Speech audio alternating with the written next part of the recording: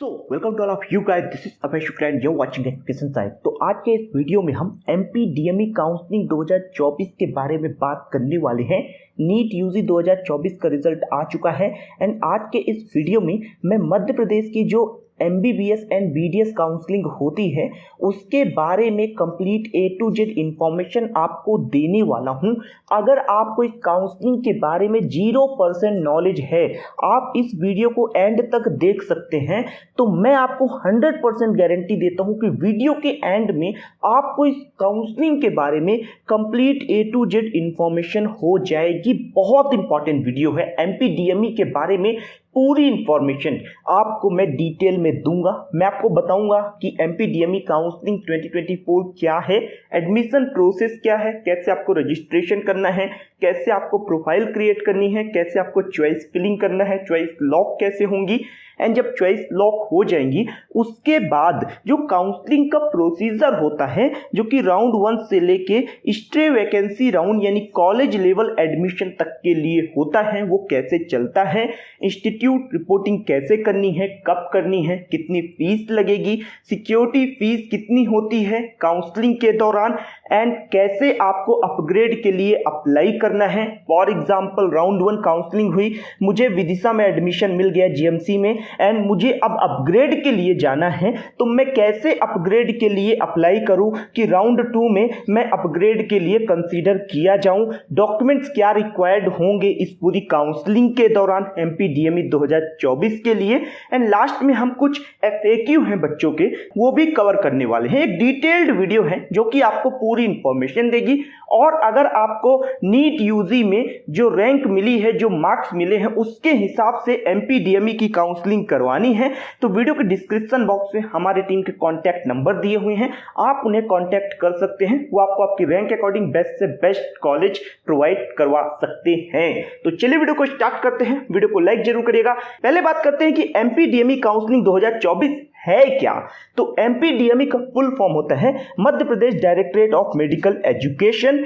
एमपीडीएमई basically एक agency है, जैसे एनटीए है, उसका क्या काम है, उसका काम है नीट का एग्जाम कंडक्ट करना, उसका रिजल्ट डिक्लेयर करना। इसी तरह एमपीडीएमई एक एजेंसी है जिसका काम है मध्य प्रदेश के अंदर जितने भी एमबीबीएस बीडीएस कॉलेज हैं उनमें एडमिशन प्रोसेस कंडक्ट करना, मेडिकल कॉलेजेस में एडमिशन प्रोसेस कंडक्ट करना। इस काउंसलिंग में total 41 medical and dental college participate करते हैं, जिसमें से 26 एमबीबीएस के लिए है, जिसमें 14 गवर्नमेंट है एंड 12 प्राइवेट कॉलेज है। लास्ट ईयर सतना का कॉलेज ऐड हुआ है, पहले 13 थे, अब 14 हो चुके हैं। यहाँ पे 85% सीट के लिए होम स्टेट की काउंसलिंग कंडक्ट होती है। इनकी ऑफिशियल वेबसाइट dme.mponline.gov.in है, जिसका लिंक डिस्क्रिप्शन में दिया हुआ है। अब बात करते हैं कि एडमिशन प्रोसेस क्या है।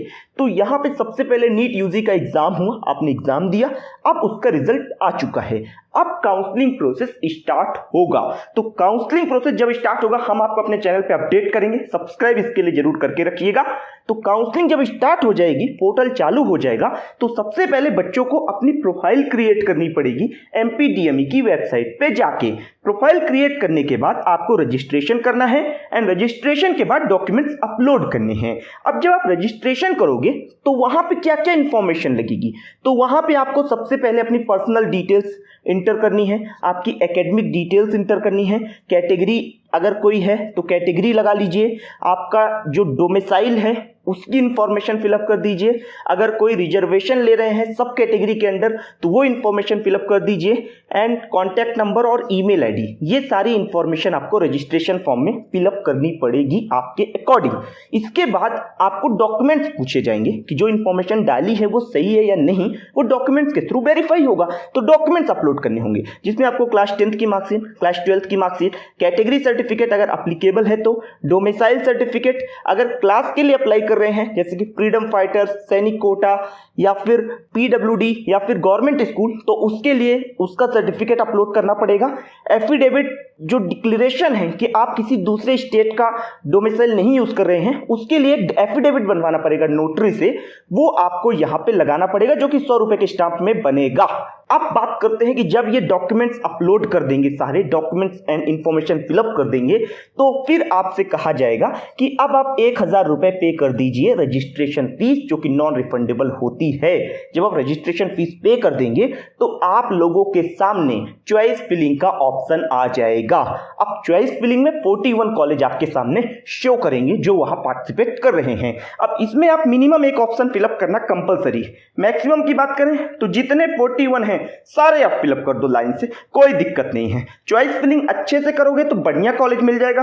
इसके लिए कम से कम 3-4 साल के कट ऑफ का एनालिसिस करो, एक पेन पेपर लेके पहले ऑर्डर बनाओ कि 1 नंबर में क्या डालना है, 2 में क्या डालना, 3 में क्या डालना है, ऐसा करके, और इसके बाद पोर्टल पे आके चॉइस फिलिंग करो। हमारी टीम से करवाना है तो कॉन्टैक्ट डिटेल डिस्क्रिप्शन में दिए हुए हैं, वो आपको आपकी रैंक के अकॉर्डिंग, आपके मार्क्स के अकॉर्डिंग बेस्ट कॉलेज दिलवाएंगे। अब यहां पे जब चॉइस फिलिंग हो जाएगी तो इसके बाद वो कहेंगे कि आप इन्हें लॉक करिए। अगर लॉक नहीं करेंगे तो आपकी चॉइस फिलिंग कंसीडर नहीं की जाएगी। तो लॉक करने के लिए जब आप क्लिक करेंगे बटन पे तो एक ओटीपी जाएगा आपके रजिस्टर्ड मोबाइल नंबर या ईमेल आईडी पे, वो ओटीपी इंटर कर दीजिए। इंटर करने के बाद आपकी जो चॉइस फिलिंग है वो लॉक हो चुकी है। तो यहां तक का जो काम है वो आपने कर लिया, रजिस्ट्रेशन कर लिया, चॉइस फिलिंग कर लिए। अब काउंसलिंग प्रोसेस स्टार्ट होगा। तो काउंसलिंग प्रोसेस जो है, इसमें जो फर्स्ट राउंड का काउंसलिंग है उसका जब रिजल्ट आएगा तो अगर कोई सीट नहीं मिलती है तो आपको कुछ करने की जरूरत नहीं है, आप बस सेकेंड राउंड के लिए वेट करिए। लेकिन अगर फर्स्ट राउंड की काउंसलिंग हुई, मैंने वहां पे मान लो 20 ऑप्शन फिलअप किए थे एंड 13 नंबर ऑप्शन मुझे गवर्नमेंट मेडिकल कॉलेज रीवा मिल जाता है राउंड 1 में, तो अब मुझे क्या करना है? सीट नहीं मिली तब तो कुछ नहीं करना, लेकिन अगर कोई अलॉटमेंट आता है तो फिर आपको उसी पर्टिकुलर कॉलेज में, यानी मुझे रीवा मिला तो मुझे कॉलेज में जाकर रिपोर्टिंग करनी पड़ेगी फिजिकली, और वहां पे एडमिशन प्रोसेस कंप्लीट करवाना पड़ेगा। वो जो प्रोसेस होगा वो इंस्टीट्यूट रिपोर्टिंग के थ्रू कंप्लीट होगा, जिसमें सबसे पहले डॉक्यूमेंट वेरिफिकेशन होगा। क्या डॉक्यूमेंट्स लगेंगे वो मैं आपको आगे बता दूंगा, वो सारे डॉक्यूमेंट्स की लिस्ट आपको दे दूंगा। एंड जब आपको सीट अलॉटमेंट आया है, अगर वो गवर्नमेंट कॉलेज में आया है, फॉर एग्जांपल मेरे केस में मुझे जीएमसी रीवा मिला तो मुझे 14,000 सीट एक्सेप्टेंस फीस जमा करनी पड़ेगी। एंड अगर किसी बच्चे को प्राइवेट में आता है मान लो, तो उसे 25,000 रुपीज जो है वो कॉलेज में जमा करने पड़ेंगे रिपोर्टिंग के टाइम पे। और जब आपका डॉक्यूमेंट वेरिफिकेशन हो जाएगा, आपका फीस सबमिट हो जाएगा, तो आप लोगों के पास एक ऑप्शन आएगा अपग्रेड के लिए। तो अब बात करते हैं कि डॉक्यूमेंट्स क्या लगेंगे, पहले इसकी बात करते हैं। तो यहाँ पे जितने भी डॉक्यूमेंट्स हैं सबकी 7 फोटोकॉपी करवा लीजिएगा और एक ओरिजिनल सेट भी अपने साथ ले जाना मत भूलना। एंड 30 कैंडिडेट की फोटो, यानी आपकी खुद की फोटो 30 होनी चाहिए, और वही होनी चाहिए जो आपने नीट में एप्लीकेशन फॉर्म फिलअप करते वक्त यूज की थी। नहीं है तो सेम टू सेम फोटो खिंचवा लीजिए उसी ड्रेस के अंदर। और एडमिशन में 2-3 दिन का टाइम लगभग बच्चों को लग जाता है, क्योंकि जो डॉक्यूमेंट्स होते हैं वो उनके कंप्लीट नहीं होते। तो आप अगर सही तरीके से डॉक्यूमेंट्स लेके जाओगे तो आपका बहुत सारा टाइम बचेगा। तो डॉक्यूमेंट्स अच्छे से नोट करना। यहाँ पे आपको नीट 2024 का registration, admit card and result ये आपके पास मौजूद है, ये लेके जाना है। एमपीडीएमई का जो रजिस्ट्रेशन किया है वो रजिस्ट्रेशन भी आपको लेके जाना है। सीट जो मिली है उसका seat allotment letter, class 10th 11th and 12th की मार्कशीट आपके पास होनी चाहिए। ओरिजिनल एंड फोटोकॉपी भी रखना है, ये मैंने आपको पहले बताया। आपका character certificate, transfer and migration certificate ये आपको स्कूल से मिलेगा, तो वो भी आपको लेके जाना है। इसके बाद डोमिसाइल, इनकम एंड कैटेगरी, अगर कोई लग रही तो कैटेगरी, क्लास लग रही तो क्लास सर्टिफिकेट आपको लेके जाना पड़ेगा। गवर्नमेंट आईडी होनी चाहिए कैंडिडेट की, चाहे वो पैन कार्ड हो, आधार कार्ड हो, वोटर आईडी, ड्राइविंग लाइसेंस, कोई भी एक होनी चाहिए। गैप सर्टिफिकेट, अगर उसने क्लास 12th से लेके अभी कॉलेज में एडमिशन के बीच में कोई गैप किया है कोचिंग वगैरह के लिए या फिर किसी भी तरह का, तो 100 रुपए के स्टाफ में गैप सर्टिफिकेट बनवाना है। कहां से बनेगा? आसपास जहां भी नोटरी का काम होता हो उनके पास चले जाओ, वो गैप सर्टिफिकेट बढ़िया बना देंगे। इसके बाद rural service and seat living bond summation affidavit जो कि 500 के स्टाम्प में बनेगा, ये भी नोटरी से ही बनेगा, इसको आपको बनवा लेना है। एंड एफिडेविट आपका डोमिसाइल का, कि आप मध्य प्रदेश का ही डोमिसाइल यूज कर रहे हो, तो उसके लिए 100 रुपए का स्टाम्प यूज करना है। ये सारे डॉक्यूमेंट्स आपको वेरीफाई करवाने पड़ेंगे, लेके जाने पड़ेंगे। Seat living bond and rural service bond affidavit जो है, ये आपको कॉलेज में तभी सबमिट करना है जब आप वहां पे फाइनल एडमिशन लेने वाले हैं। यानी कॉलेज में आप जाएंगे, डॉक्यूमेंट वेरीफाई कराएंगे, डॉक्यूमेंट वेरीफाई कराने के बाद आपको यहाँ पे जो सीट लिविंग बॉन्ड एफिडेविट है वो वहां पे तब सबमिट करना है जब आप एकदम 100% श्योर हो कि अब मुझे यहीं एडमिशन लेना है। यानी राउंड 1 का जो सीट मिला है उसके बाद अगर राउंड 2 में अपग्रेड नहीं होता तो आपको कॉलेज में ये बताना पड़ेगा कि अगर सीट अपग्रेड नहीं होगा तो मैं यहीं पे वापस आके एडमिशन लूंगा। तो ये सारे डॉक्यूमेंट जो हैं वो आपको रेडी रखना है, इस बात का ध्यान रखिएगा। अब अपग्रेड के लिए हमें कैसे अप्लाई करना है, तो देखो राउंड 1 का रिजल्ट आया, मुझे जीएमसी रीवा मिला, मैंने कॉलेज में रिपोर्ट किया, मेरे डॉक्यूमेंट वेरिफिकेशन हुए, सारे डॉक्यूमेंट जो जो लगने थे वो सबमिट किए, एंड इसके बाद राउंड 2 के लिए अब मुझे अपग्रेड का ऑप्शन मिलेगा पोर्टल पे। अगर मैं अपग्रेड के लिए नो कर देता हूं तो मुझे कुछ नहीं, मेरा गेम ओवर, अब मुझे आगे नहीं जाना है, यानी वहीं पे एडमिशन लेना है। लेकिन अगर मैं अपग्रेड के लिए जाना चाहता हूं तो मुझे सिक्योरिटी फीस पे करनी पड़ेगी। अब वो कितनी होगी, चलिए इस पे बात करते हैं। तो देखो अलग अलग कैंडिडेट के लिए अलग अलग होने वाली है। पहले हम बात करते हैं जो फ्रेश कैंडिडेट हैं, जिन्हें राउंड 1 में बेचारों को कोई सीट ही नहीं मिली, ठीक है, तो उनके लिए क्या सीन होगा। तो उनको अगर सेकेंड राउंड के अंदर पार्टिसिपेट करना है और प्राइवेट प्लस गवर्नमेंट दोनों कॉलेज के लिए चॉइस फिलिंग करनी है तो उन्हें जो सिक्योरिटी फीस है वो 1 लाख रुपए पे करनी पड़ेगी, तभी आप चॉइस फिलिंग कर पाएंगे।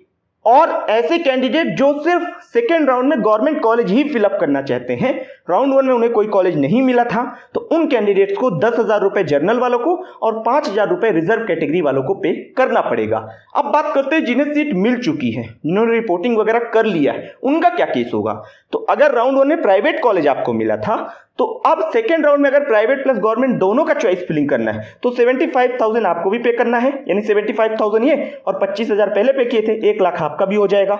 इसके बाद अगर से गवर्नमेंट कॉलेज भरना है तो फिर आपका 1 भी रुपए नहीं लगने वाला है, यानी प्राइवेट से गवर्नमेंट में स्विच करना है और राउंड 2 में सिर्फ गवर्नमेंट कॉलेज की चॉइस फिलिंग करनी तो आपको 1 भी रुपए पे नहीं करना पड़ेगा। लेकिन आप ध्यान रखिएगा कि फिर प्राइवेट कॉलेज का ऑप्शन चॉइस फिलिंग में नहीं आने वाला है। इसके बाद जो गवर्नमेंट कॉलेज हैं, जिन्हें गवर्नमेंट कॉलेज मिला है राउंड 1 में, जैसा मेरा केस है, मुझे रीवा का मिला, तो फिर मुझे यहां पे 1 भी रुपए फीस पे करने की जरूरत नहीं है अगर मैं सिर्फ गवर्नमेंट कॉलेज की चॉइस फिलिंग करने वाला हूं। तो इस बात का ध्यान रखिएगा। तो ये अपग्रेड के लिए अप्लाई करने के रूल्स हैं सिक्योरिटी फीस डिपॉजिट करने के लिए। अब बात करते हैं कि जो मॉप अप राउंड है वो कैसे होगा।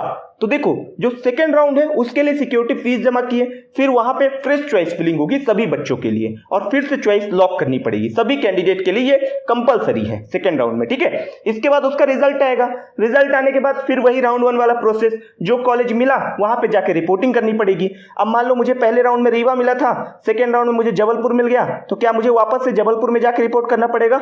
बिल्कुल, मुझे वापस से जबलपुर में जाके रिपोर्ट करना पड़ेगा अगर कॉलेज चेंज हुआ है तो। अगर नहीं चेंज हुआ, रीवा ही है, तो फिर मैं अगर एडमिशन लेना चाहता हूं तो सीट लिविंग बॉन्ड वगैरह सबमिट करके मैं वहां पे एडमिशन अपना फाइनल करवा सकता हूं। और अगर मैं चाहता हूं कि मुझे मॉप अप राउंड में भी पार्टिसिपेट करना है तो फिर मुझे यहां पे फिर से सिक्योरिटी फीस जमा करनी पड़ेगी, जो कि 1 लाख रुपए मेरे लिए होगी, क्योंकि मुझे राउंड 1 में कॉलेज मिला था, राउंड 2 में मेरा कॉलेज चेंज हुआ या नहीं हुआ या वही रह गया। तो अगर मैं राउंड 2 के बाद मॉपअप में जाना चाहता हूं तो 1 लाख तो मैंने पहले ही पे कर दिए हैं, ठीक है ना। उस केस में अगर प्राइवेट वाला कॉलेज था तो अब मेरे को 1 लाख यहां पे फिर से पे करना पड़ेगा, यानी ओल्ड कैंडिडेट को 1 लाख जमा करना पड़ेगा। और जो कैंडिडेट जिन्हें राउंड 2 में भी कोई सीट नहीं मिला, ठीक है, उनको भी यहां पे 1 लाख ही जमा करना पड़ेगा। और ऐसे कैंडिडेट जो फ्रेश हैं, जिन्होंने राउंड 1 राउंड 2 में पार्टिसिपेट ही नहीं किया, क्योंकि मॉपअप राउंड में फ्रेश रजिस्ट्रेशन अलाउड रहता है, रजिस्ट्रेशन भी फ्रेश अलाउड रहता है और चॉइस फिलिंग भी होती है। तो अगर न्यू कैंडिडेट है तो उन्हें एक साथ 2 लाख रुपए सिक्योरिटी फीस डिपॉजिट करनी होगी। और ये सिक्योरिटी फीस आपकी कहीं जा नहीं रही है, टेंशन मत लेना, जब आपका कॉलेज एडमिशन होगा तो वहाँ पे आपका एडजस्ट हो जाएगा। और मान लो कि अगर कॉलेज एडमिशन हुआ और आपको स्कॉलरशिप मिल गई तो आपके बैंक अकाउंट में रिफंड आ जाएगा। और मान लो कि सीट ही नहीं मिली तो आपका पैसा आपके वापस अकाउंट में आ जाएगा, उसकी दिक्कत नहीं है। तो मॉप अप राउंड स्टार्ट हुआ तो इसमें फ्रेश कैंडिडेट रजिस्ट्रेशन अलाउड रहेगा। तो जो बच्चे पुराने हैं उन्हें तो कुछ करने की जरूरत नहीं है रजिस्ट्रेशन, जो नए हैं उन्हें रजिस्ट्रेशन करना पड़ेगा, फिर सिक्योरिटी फीस जमा करनी पड़ेगी, फिर चॉइस फिलिंग होगी, फिर सीट अलॉटमेंट होगा, फिर इंस्टीट्यूट रिपोर्टिंग और डॉक्यूमेंट वेरिफिकेशन का प्रोसेस जैसा कि राउंड 1 एंड राउंड 2 में हुआ था सेम टू सेम होने वाला है। तो ये हो गया आपका मॉप अप राउंड। अब मॉप अप राउंड में कट ऑफ डाउन हो जाती है और बच्चों को अलॉटमेंट आ जाता है जिनको सीट मिलने वाली होती है, जो थोड़ा क्लोज रहते हैं। अब मॉप अप राउंड में भी मान लो कि सीट नहीं मिली तो अब आप स्ट्रे वैकेंसी राउंड यानी कॉलेज लेवल एडमिशन के लिए अप्लाई कर सकते हैं। सबसे पहले आपको रजिस्ट्रेशन करना है मॉप अप राउंड के बाद में कॉलेज लेवल एडमिशन के लिए, और इसके बाद कॉलेज वाइज मेरिट लिस्ट आएगी और जिस मेरिट में आपका नाम है उस कॉलेज में पर्टिकुलर आपको जाके रिपोर्टिंग करनी पड़ेगी फिजिकली। वहीं पे आपका फिजिकल डॉक्यूमेंट वेरिफिकेशन होगा, वहीं पे सीट अलॉटमेंट होगा और फीस वगैरह सबमिट करके फाइनल एडमिशन वहीं पे ऑन स्पॉट ही हो जाएगा।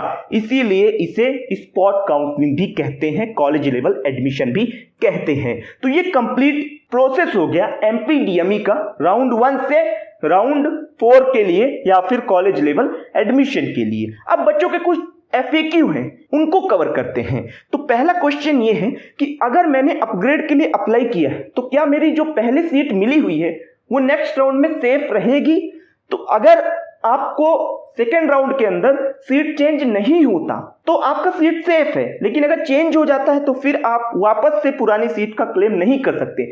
फॉर एग्जांपल राउंड 1 में मुझे रीवा मिला था, मैंने अपग्रेड के लिए डाला और राउंड 2 में मुझे जबलपुर मिल गया, तो अब मैं चाहूं कि वापस रीवा में आ जाओ तो पॉसिबल नहीं है। लेकिन अगर अपग्रेड नहीं हुआ, मान लो रीवा ही रह गया, तो फिर आपका वो सीट तो सेफ ही है। समझ गए होंगे होपफुली। सेकेंड क्वेश्चन ये है कि क्या आउटसाइड मध्य प्रदेश वाले बच्चे भी काउंसलिंग में पार्टिसिपेट कर सकते हैं एमपीडीएमई 2024 में? तो डेफिनेटली पार्टिसिपेट कर सकते हैं, लेकिन राउंड 1 में पार्टिसिपेट नहीं कर पाएंगे एंड राउंड 2 में सिर्फ प्राइवेट कॉलेज के लिए ही पार्टिसिपेट कर पाएंगे और तब उन्हें सीट मिलेगी जब मध्य प्रदेश वाले बच्चे एडमिशन के लिए अवेलेबल नहीं होंगे। यानी एमपी वाला स्टूडेंट अगर मेरिट में नहीं है तो ही प्राइवेट कॉलेज के अंदर जो अदर स्टेट वाले बच्चे हैं उनको एडमिशन मिल पाएगा। एंड सिक्योरिटी फीस का तो मैंने आपको बता ही दिया कि या तो ये कॉलेज की फीस में एडजस्ट हो जाएगा या फिर आपके बैंक अकाउंट में, जो रजिस्टर्ड बैंक अकाउंट है उसमें रिफंड वापस आ जाएगा। तो ये कंप्लीट इंफॉर्मेशन है एमपीडीएमई के लिए। अगर आपको एमपीडीएमई काउंसलिंग 2024 करवानी है हमारे टीम के थ्रू तो उसके लिए जो चार्ज लगेगा वो 14,999 लगेगा एंड आप हमारी टीम से कांटेक्ट कर सकते हैं दिए गए नंबर के ऊपर। वो आपको आपके मार्क्स के अकॉर्डिंग, आपकी रैंक के अकॉर्डिंग जो बेस्ट से बेस्ट कॉलेज होगा वो प्रोवाइड कराएंगे। वीडियो को दोस्तों के साथ शेयर करिए, चैनल पे नहीं तो सब्सक्राइब जरूर करिएगा क्योंकि हमारे चैनल पे काउंसलिंग जैसे जैसे आगे जाएगी तो पूरे अपडेट्स आपको ऑन टाइम मिलेंगे। वीडियो को लाइक करिएगा। मिलता हूं दूसरे वीडियो पर, तब तक के लिए चलता हूं, दीजिए इजाजत मुझे। जय हिंद,